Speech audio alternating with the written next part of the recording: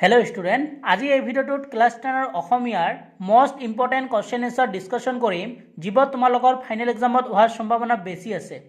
তোমালোকে এইকেইটা question final এক্সামৰ আগত প্ৰেক্টিছ কৰি যাবা।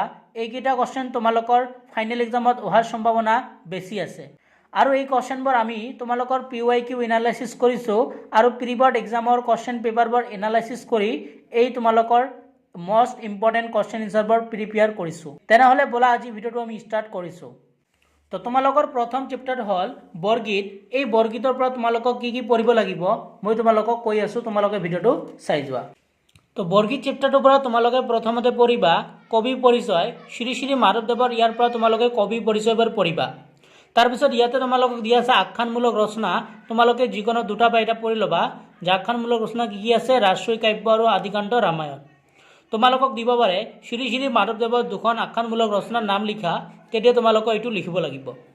তাৰপিছত দিয়া আছে তত্ত্বমূলক ৰচনা। তো এ নম্বৰ আছে জন্ম ৰহস্য, ভক্তি ৰত্নাৱলী আৰু নাম মালিকা, এইবোৰ তোমালোকে পঢ়িবা। তাৰপিছত দিয়া আছে নাট। কোশ্চেনটো আহিব শ্ৰী শ্ৰী মাধৱদেৱৰ দুখন নাটৰ নাম লিখা, তেতিয়া তোমালোকে এইবোৰ লিখিবা। তাৰপিছত এইবোৰ আছে তোমালোকৰ ঝুমুৰা। তো কি আছে, চট ধৰা, পিম্পৰা গুচোৱা, ভূমি লেটোৱা, তোমালোকে এইবোৰ পঢ়ি ল'বা।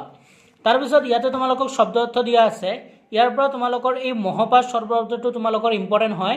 মহাপাশ মানে কি, মায়াৰ বন্ধন, এইটো তোমালোকে ভালকৈ পঢ়িবা। তাৰপিছত ইয়াতে দিয়া আছে জাহাকু। জাহাকু শব্দৰ অৰ্থ কি, তোমালোকৰ যিজনক, এইটো তোমালোকৰ 2022ত আহিছে, তোমালোকে এইটো ভালকৈ পঢ়িবা। তাৰপিছত ইয়াৰ পৰা তোমালোকৰ ইয়াতে দিয়া আছে বৰগীত। তো বৰগীতৰ ওপৰত কেতিয়াবা তোমালোকৰ চমু টোকা লিখিব আহিব পাৰে, তেনেহ'লে তোমালোকে এইখিনি লিখি দিবা। আৰু কেতিয়াবা ইয়াৰ পৰা তোমালোকৰ ভিতৰৰ কোশ্চেন আহে যে কেনেকুৱা ধৰণৰ কোশ্চেন আহে যে শংকৰদেৱে কিমান কৰি গীত ৰচনা কৰিছিল, উত্তৰ হ'ব তোমালোকৰ 12 কৰি গীত ৰচনা কৰিছিল। এনেকুৱা ধৰণৰ কেতিয়াবা ভিতৰুৱা কোশ্চেন আহে। আৰু এই লাইনটো ইম্পৰ্টেন্ট হয়, মাধৱদেৱে ৰচনা কৰা মুঠ বৰগীতৰ সংখ্যা কিমান, 191টা বা 9 কৰি 11টা বুলি পণ্ডিতসকলে অনুমান কৰিছে। এইটো তোমালোকৰ পৰীক্ষাত আহিব পাৰে। তাৰপিছত ইয়াৰ পৰা তোমালোকৰ যিটো মষ্ট ইম্পৰ্টেন্ট হয় সেইটো হ'ল বৰগীতৰ লক্ষণ।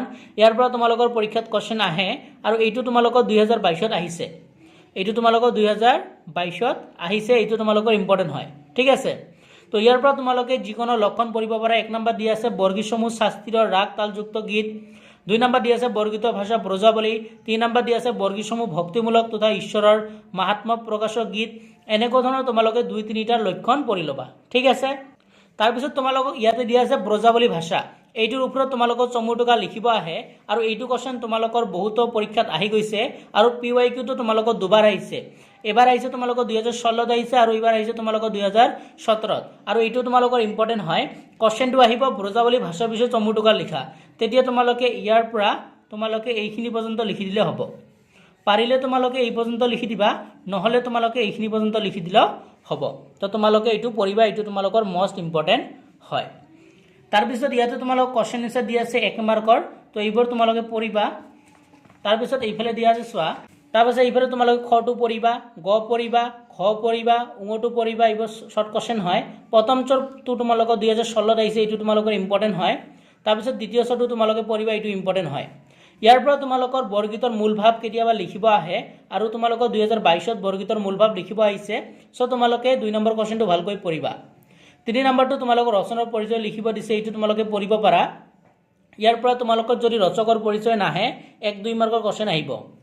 তাৰপিছত তোমালোকক 4 নম্বৰৰ ব্যাখ্যা দিয়া আছে। এই ব্যাখ্যাবোৰ তোমালোকৰ ইম্পৰ্টেন্ট হয়। ইয়াৰ পৰা তোমালোকে এই ক আৰু যিটো তোমালোকৰ গ আছে, এই দুটা ব্যাখ্যা তোমালোকে ভালকৈ পঢ়িবা। এই কটো তোমালোকৰ 2018ত আহিছে আৰু এই গ নম্বৰটো তোমালোকৰ 2020ত আহিছে। তো ব্যাখ্যাৰ পৰা তোমালোকে ক আৰু গটো ভালকৈ পঢ়িবা, এইটো তোমালোকৰ আহিব পাৰে। 5 নম্বৰ কোশ্চেনটো তোমালোকৰ পৰীক্ষাত বহুত ইম্পৰ্টেন্ট হয়, এইটো তোমালোকৰ আহিব পাৰে। 5 নম্বৰটো তোমালোকৰ দুবাৰ আহিছে, 2019ত আহিছে আৰু 2020ত আহিছে। এইটো তোমালোকৰ এক্সামত হোৱাৰ সম্ভাৱনা বেছি আছে, তোমালোকে 5 নম্বৰটো ভালকৈ পঢ়িবা। তাৰপিছত 6 নম্বৰটো হ'ল বৰগীতৰ 4টা লক্ষণৰ বিষয়ে লিখা। এইটো 3বাৰ আহিছে, 16ত আহিছে, 18ত আহিছে আৰু 2022ত আহিছে। আৰু এইটোৰ উত্তৰটো তোমালোকে ইয়াৰ পৰা লিখিব পাৰা, এই যে বৰগীতৰ লক্ষণ, তো ইয়াৰ পৰা যিকোনো 4টা লিখিব পাৰা, ঠিক আছে। তেনেহ'লে তোমালোকে বৰগীতৰ লক্ষণটো ভালকৈ পঢ়িবা, এইটো তোমালোকে 3বাৰ আহিছে। 5 নম্বৰ কোশ্চেনটো ভালকৈ পঢ়িবা। 4ৰ পৰা তোমালোকে ক আৰু গটো পঢ়িবা। ইয়াৰ পৰা 2 নম্বৰটো পঢ়িবা আৰু 1 নম্বৰৰ পৰা তোমালোকে পঢ়ি ল'বা। এইখিনি যদি পুৰা এই চেপ্টাৰৰ পৰা তোমালোকৰ আৰু বেলেগ নাহে, ইয়াৰ পৰা আহিব বুলি আমি আশা ৰাখিছোঁ। এতিয়া আমি 2 নম্বৰ চেপ্টাৰ জিকিৰ লৈ আগবাঢ়িছোঁ। জিকিৰৰ পৰা তোমালোকৰ কেতিয়াবা কবি পৰিচয় লিখিব দিব পাৰে, নহ'লে তোমালোকৰ ইয়াৰ পৰা ভিতৰুৱা প্ৰশ্ন দিয়ে যে আজান ফকীৰৰ আচল নাম কি, তেতিয়া তোমালোকে লিখিবা হজৰত শাহ মিলন। কি লিখিবা? হজৰত শাহ মিলন। ইয়াতে দিয়া আছে তেওঁৰ আচল নাম হজৰত শাহ মিলন। এইটো তোমালোকে মনত ৰাখিবা। তাৰপিছত এইফালে তোমালোকক দিয়া আছে জিকিৰ বুলি। তো ইয়াতে তোমালোকৰ কোৱেশ্চন আহিব পাৰে যে জিকিৰৰ বৈশিষ্ট্য লিখা বুলি তোমালোকক প্ৰশ্ন আহিব পাৰে। তেতিয়া তোমালোকে ইয়াৰ পৰা তোমালোকে এইটো এটা বৈশিষ্ট্য হয়, ঠিক আছে, এনেকুৱা ধৰণৰ তোমালোকে যিকোনো দুটা বা তিনিটা বৈশিষ্ট্য লিখি দিবা, ঠিক আছে। ইয়াতে তোমালোকক কোৱেশ্চন দিয়া আছে, তো তোমালোকে 1 নম্বৰ কোৱেশ্চনটো ভালকৈ পঢ়িবা। ইয়াৰ ভিতৰত যিটো ক নম্বৰ দিয়া আছে জিকিৰৰ ৰচক কোন, এইটো তোমালোকক দুবাৰ আহিছে, 2018 আৰু 2022 আহিছে। আৰু খ নম্বৰ যিটো আছে জিকিৰবোৰক কিহৰ লগত তুলনা কৰিব পাৰি, এইটো তোমালোকক 2019 আহিছে, ঠিক আছে। তো তোমালোকে ক আৰু খটো ভালকৈ পঢ়িবা আৰু গ নম্বৰটো পঢ়িবা। 2 নম্বৰত দিয়া আছে তলৰ শব্দবোৰৰ অৰ্থ লিখা। তো ইয়াৰ তোমালোকৰ মমিনটো তোমালোকৰ 2016 আহিছে। এইবাৰ তোমালোকৰ ৰসুল, ৰহম, কুতুব, বান্দা এইবোৰ আহিব পাৰে। সো তোমালোকে 2 নম্বৰটো পঢ়িবা, ইয়াৰ পৰা তোমালোকৰ 1 মাৰ্কৰ কোৱেশ্চন আহে। তাৰপিছত যিটো 3 নম্বৰ কোৱেশ্চন আছে এইটো তোমালোকৰ ইম্পৰ্টেণ্ট হয় আৰু বহুতো তোমালোকৰ প্ৰিবৰ্ডত এক্সামতো আহিছে। এই 3 নম্বৰটো তোমালোকৰ 2020তো আহিছে। এইটো তোমালোকে নেৰিবা, এইটো তোমালোকে ভালকৈ পঢ়িবা। তাৰপিছত ইয়াৰ পৰা তোমালোকক ব্যাখ্যা দিয়া আছে। ইয়াৰ ব্যাখ্যাবোৰ তোমালোকৰ ইম্পৰ্টেণ্ট হয়, চোৱা কিমান বাৰ আহিছে। তোমালোকৰ এইটো তিনিটা ব্যাখ্যা ইম্পৰ্টেণ্ট হয়, বুজি পাইছা। এইটো তোমালোকৰ 2016 আহিছে, এই দুটা তোমালোকৰ 2017 আৰু 22 আহিছে, আৰু এইটো তোমালোকৰ 19 আৰু 22 আহিছে। সো তোমালোকৰ এই তিনিটা ব্যাখ্যা তোমালোকৰ ইম্পৰ্টেণ্ট হয়। ইয়াৰ ভিতৰত তোমালোকৰ ক নম্বৰ ব্যাখ্যাটো বহুত ইম্পৰ্টেণ্ট হয়, ঠিক একেদৰে তোমালোকৰ গ নম্বৰ ব্যাখ্যাটো ইম্পৰ্টেণ্ট হয়, বুজি পাইছা। মোষ্ট ইম্পৰ্টেণ্ট তোমালোকৰ ক আৰু গ হয়, কিন্তু PYQ তোমালোকৰ তিনিটাই বাৰ বাৰ ৰিপিট হৈ আছে। সো তোমালোকৰ এইবোৰ অহাৰ সম্ভাৱনা বেছি আছে। এই চেপ্টাৰটো মই যিখিনি কোৱেশ্চন দেখুৱাই দিলোঁ ইয়াৰ পৰা আহিব বুলি আমি আশা ৰাখিছোঁ।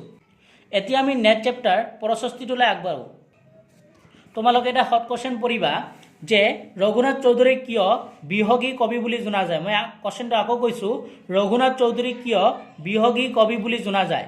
তেতিয়া তোমালোকে লিখিবা চোৰাইক বিষয়বস্তু হিচাপে লৈ বহুতো কবিতা লিখিছিল বাবে ৰঘুনাথ চৌধুৰীক বিহগী কবি বুলি আখ্যা দিয়া হয় বা বিহগী কবি বুলি জনা যায়। কোৱেশ্চনটো তোমালোকৰ ইম্পৰ্টেণ্ট হয়। তাৰপিছত আমি কোৱেশ্চনৰ ফালে যদি যাওঁ, ইয়াৰ পৰা তোমালোকৰ 1 মাৰ্কৰ কোৱেশ্চনবোৰ গোটেই ইম্পৰ্টেণ্ট হয়, ভালকৈ পঢ়িবা। ইয়াৰ ভিতৰত যিটো ঘ নম্বৰ আছে এইটো তোমালোকৰ 2020 আহিছে। তাৰপিছত এইফালে তোমালোকে উঙপতঞ্চ পঢ়িবা। তাৰপিছত ইয়াৰ পৰা তোমালোকৰ 3 নম্বৰ কোৱেশ্চনটো ভালকৈ পঢ়িবা যে কবিতাৰ কবিয়ে কিয় আৰু কাৰ প্ৰশস্তি গাইছে। তাৰপিছত তোমালোকে ইয়াৰ পৰা 5 নম্বৰ কোৱেশ্চনটো ভালকৈ পঢ়িবা। তোমালোকৰ কি হয় যে প্ৰশস্তি কবিতাৰ মূল ভাৱটো তোমালোকৰ বহুত ইম্পৰ্টেণ্ট হয়। এইবাৰ তোমালোকৰ প্ৰশস্তি কবিতাৰ মূল ভাৱ লিখিব আহিব পাৰে, আৰু এইটো এইবাৰ আহিছে 2020। সো তোমালোকে 5 নম্বৰটো ভালকৈ পঢ়িবা। 6 নম্বৰত দিয়া আছে উঠাহে ঋত্বিক ধ্যানী অমৃতৰ পুত্ৰ, উঠা যত মুক্তি পথযাত্ৰী, কবিয়ে কিয় এনেদৰে আহ্বান জনাইছে বুজাই লিখা। এই 6 নম্বৰটো তোমালোকৰ 2020 আহিছে, আৰু এইটো তোমালোকৰ ইম্পৰ্টেণ্ট হয়। তো ইয়াৰ পৰা তোমালোকে 3, 5, 6 এইবোৰ তোমালোকে ভালকৈ পঢ়িবা। তাৰপিছত তোমালোকে ইয়াৰ পৰা এই 8 নম্বৰ যিটো কোৱেশ্চন আছে ব্যাখ্যা কৰা, এইটো তোমালোকৰ ইম্পৰ্টেণ্ট হয়। ইয়াৰ পৰা তোমালোকৰ এইটো পঢ়িব পাৰা, এই ক নম্বৰটো পঢ়িব পাৰা, আৰু তোমালোকে গ নম্বৰটো পঢ়িব পাৰা, বুজি পাইছা। তো ব্যাখ্যাৰ পৰা তোমালোকে ক আৰু গ পঢ়িবা, কিন্তু এইবোৰ তোমালোকৰ PYQত অহা নাই। তো এই চেপ্টাৰটোৰ পৰা এইখিনি পঢ়িলে তোমালোকৰ হ'ব। ইয়াৰ পৰা তোমালোকে মূল ভাৱটো ভালকৈ চাবা। নেক্সট চেপ্টাৰটো হ'ল মই অসমীয়া। এই চেপ্টাৰটোৰ পৰা তোমালোকে কি কি পঢ়িবা মই তোমালোকক কৈছোঁ। কবি পৰিচয়ৰ পৰা তোমালোকৰ কোৱেশ্চন পৰীক্ষাত আহে, সেইকাৰণে মই এইবোৰ দি আছোঁ। যে ইয়াতে মনত ৰাখিবা যে গল্প সম্ৰাট বুলি কাক কোৱা হয়। কোৱেশ্চনটো আহিব পাৰে যে গল্প সম্ৰাট বুলি কাক কোৱা হয়। তেতিয়া তোমালোকে লিখিবা সৈয়দ আব্দুল মালিকক গল্প সম্ৰাট বুলি কোৱা হয়, ঠিক আছে। তাৰপিছত আহিব পাৰে যে সৈয়দ আব্দুল মালিকক কি উপন্যাসৰ বাবে সাহিত্য অকাডেমি বঁটা লাভ কৰে। তেতিয়া তোমালোকে লিখিবা অঘৰী আত্মাৰ কাহিনী নামৰ উপন্যাসখনৰ বাবে সাহিত্য অকাডেমি বঁটা লাভ কৰে কোনে, সৈয়দ আব্দুল মালিকে, ঠিক আছে। এই দুটা কোৱেশ্চন ভালকৈ পঢ়িবা যে গল্প সম্ৰাট বুলি কাক কোৱা হয়, সৈয়দ আব্দুল মালিকক, আৰু সৈয়দ আব্দুল মালিকে কি উপন্যাসৰ বাবে সাহিত্য অকাডেমি বঁটা লাভ কৰিছিল, অঘৰী আত্মাৰ কাহিনী, ঠিক আছে। এই দুটা ভালকৈ পঢ়িবা। ইয়াৰ যদি আমি কোৱেশ্চনৰ পিনে যাওঁ, তেনেহ'লে 1 নম্বৰত তোমালোকক দিয়া আছে, এইবোৰ তোমালোকে গোটেই পঢ়িবা। এইবোৰ শৰ্ট কোৱেশ্চন হয়, ঠিক আছে। এইবোৰ তোমালোকে ভালকৈ পঢ়িবা। ক নম্বৰটো তোমালোকে বেছি ভালকৈ পঢ়িবা। তাৰপিছত তোমালোকক 2 নম্বৰ কোৱেশ্চনটো দিয়া আছে অসমৰ হেংদাং জিলিকিল দুপৰৰ পূৰ্ণ আলোকত কোদাখিনি তাৎপৰ্য ব্যাখ্যা কৰা। এইটো তোমালোকৰ 2022 আহিছে, এইটো তোমালোকৰ ইম্পৰ্টেণ্ট হয়। তাৰপিছত তোমালোকে ইয়াৰ পৰা 3 নম্বৰটো নালাগে, 4 নম্বৰটো তোমালোকে ভালকৈ চাবা যে কত অল বল পালে অসমৰ সেনানীয়ে শুকান চান্দ আৰু পানী আজলিত কোটাচৰৰ তাৎপৰ্য ব্যাখ্যা কৰা এইটো তোমালোকৰ 2020ত আহিছে আৰু এইটো তোমালোকৰ পৰীক্ষাত হোৱাৰ সম্ভাৱনা বেছি আছে, ভালকৈ পঢ়িবা। তাৰপিছত ইয়াৰ পৰা তোমালোকৰ 6 নম্বৰটো দিয়া আছে কবি সৈয়দ আব্দুল মালিকৰ চৌ পৰিচয়, এইটো তোমালোকে ভালকৈ পঢ়িবা। তাৰপিছত এইবোৰ তোমালোকক পঢ়িব নালাগে, ইয়াৰ ব্যাখ্যাবোৰ ইমান ইম্পৰ্টেণ্ট নহয়, ঠিক আছে। ইয়াৰ পৰা তোমালোকৰ এই ব্যাখ্যাটো অলপ ইম্পৰ্টেণ্ট হয়, এইটো পঢ়ি থ'ব পাৰা গ নম্বৰটো, আৰু ইয়াৰ পৰা ইম্পৰ্টেণ্ট নহয়। তাৰপিছত ইয়াৰ পৰা তোমালোকে পঢ়িবা এই 9 নম্বৰটো তোমালোকে পঢ়িব পাৰা। তো ইয়াৰ পৰা বেছি কিছু পঢ়িব নালাগে, এইকেইটা পঢ়িলে হ'ব। তোমালোকে 9 নম্বৰটো পঢ়িবা আৰু ব্যাখ্যাৰ গটো পঢ়িবা। তাৰপিছত এইফালে তোমালোকে এই 4 নম্বৰটো পঢ়িবা, 2 নম্বৰটো পঢ়িবা, ঠিক আছে, আৰু পাৰিলে 6 নম্বৰটো পঢ়িবা, আৰু বেছি পঢ়িব নালাগে। তো এই পাৰ্টটোৰ পৰা এইখিনি আছিল। নেক্সট পাৰ্টটো হ'ল তোমালোকৰ দৃশ্যান্তৰ। তো ইয়াৰ পৰা কি কি পঢ়িবা মই তোমালোকক কৈছোঁ। তো ইয়াৰ পৰা তোমালোকৰ ইয়াতে চোৱা শব্দাৰ্থ আৰু টোকা আছে। ইয়াতে তোমালোকৰ এইটো লিখিব আহে যে দৃশ্যান্ত শব্দৰ অৰ্থ লিখা, তেতিয়া তোমাৰ লিখিবা ভিন্ন বা অন্য দৃশ্য, এইটো তোমালোকৰ 2017ত আহিছে। তাৰপিছত 1 নম্বৰৰ পৰা তোমালোকে গোটেই পঢ়িবা, ইয়াৰ ভিতৰত তোমালোকৰ কটো তোমালোকৰ 2016ত আহিছে। তাৰপিছত আমি এইপিনে যাওঁ, এইপিনে যদি আমি যাওঁ চোৱা এইবোৰ তোমালোকে পঢ়িবা ঘ ঘ, ঠিক আছে। তাৰপিছত ইয়াতে 2 নম্বৰ যিটো আছে এইটো তোমালোকৰ ইম্পৰ্টেণ্ট হয়, এইটো তোমালোকৰ 2016ত আহিছে। 7মহলীয়া ঘৰৰ বাহিৰত ৰৈ থকা মানুহজনে ভৱিষ্যতে কি কি কথা পাতিছিল তেওঁৰ তোমাৰ কথাৰে লিখা, এইটো তোমালোকৰ বহুত ইম্পৰ্টেণ্ট হয়। তাৰপিছত 3 নম্বৰ দিয়া আছে দৃশ্যান্তৰ কবিতাৰ মূল ভাৱ, এইটো কিমান বাৰ আহিছে চোৱা 2016, 2017, 2018, 2019 আৰু বহুতবাৰ তোমালোকৰ এইটো অহা নাই।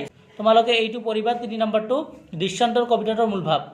তাৰপিছত 4 নম্বৰ কুৱেশ্যনটো তোমালোকৰ ইম্পৰ্টেণ্ট হয় ইয়াৰ পৰা। তাৰপিছত তোমালোকৰ 5 নম্বৰ কুৱেশ্যনটো ইয়াৰ পৰা ইম্পৰ্টেণ্ট হয়, ভালকৈ পঢ়িবা। তাৰপিছত তোমালোকে ইয়াৰ পৰা 6 নম্বৰ কুৱেশ্যনটো পঢ়িব পাৰা। আৰু ব্যাখ্যা তোমালোকে পঢ়িলে ইয়াৰ পৰা তোমালোকে এই গ নম্বৰ ব্যাখ্যাটো পঢ়িবা, আৰু এইবোৰ ইমান ইম্পৰ্টেণ্ট নহয়, আৰু পাৰিলে এই ক নম্বৰটো পঢ়িবা, ঠিক আছে। তো এইখিনি আছিল ইম্পৰ্টেণ্ট। ইয়াৰ পৰা তোমালোকৰ দৃশ্যান্তৰ কবিতাৰ মূল ভাৱটো ইম্পৰ্টেণ্ট হয়, আৰু এই 5 নম্বৰ যিটো কুৱেশ্যন আছে এইটো ইম্পৰ্টেণ্ট হয়, আৰু তোমালোকৰ এই গ নম্বৰ ব্যাখ্যাটো আহিব পাৰে। তো এই চেপ্টাৰটোৰ পৰা কি কুৱেশ্যন আহিব মই তোমালোকক দেখুৱাই দিলোঁ। আশা কৰিছোঁ আজি ভিডিঅ'টো তোমালোকে ভাল পালা। যিবোৰ আমি তোমালোকক দেখুৱাই দিলোঁ সেইবোৰ আমি প্ৰিভিয়াছ ইয়াৰ কুৱেশ্যন আৰু প্ৰি ফাইনেল পেপাৰ এনালাইচিছ কৰি লৈছোঁ। তোমালোকক ইয়াৰ পৰা পৰীক্ষাত কুৱেশ্যন আহিব বুলি আমি আশা ৰাখিছোঁ। তেনেহ'লে আজি ভিডিঅ'টো আমি ইয়াতে সামৰিছোঁ। নতুন এটা ভিডিঅ'ৰ লগত পুনৰ দেখা দেখি হ'ম। ভিডিঅ'টো চোৱাৰ কাৰণে তোমালোকক ধন্যবাদ জনাইছোঁ।